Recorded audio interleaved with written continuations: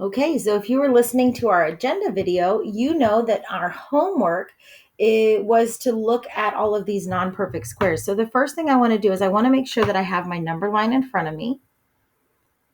And you have this on your notes from yesterday if you finished them. So here's the square root of 1, 2 is the square root of 4, 3 is the square root of 9, 4 is the square root of 16. You should be getting pretty good at these by now, right? 5 is the square root of 25. 6 is the square root of 36. 7 is the square root of 49.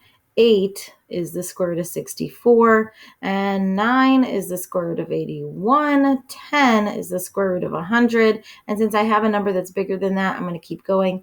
11 is the square root of 121.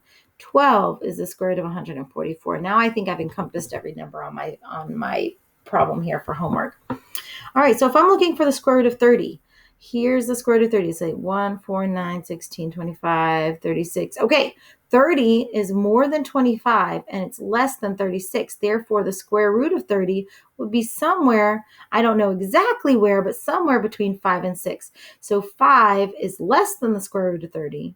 And also the square root of 30 is less than 6. All right, so that's the first question on the homework. And I will just fix those. We'll do one more together. And then I'll leave you to do the rest of them on your own. So if I'm looking for the square root of 60, where would you find the square root of 60 on the number line? Pause the video and try to figure it out. All right, so let's look for 60. Square root of 1, 4, 9, 16, 25, 36, 49 is not big enough. 64. Oh, wait, hold on.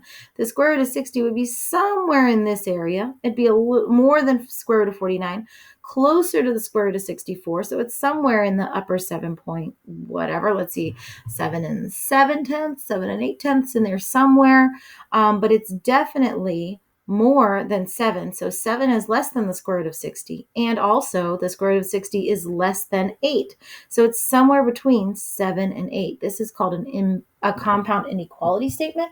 And it allows us to compare three values, really. So the square root of 60 is a number that is greater than 7 and is also at the same time less than 8. So it's telling me which two numbers it's between.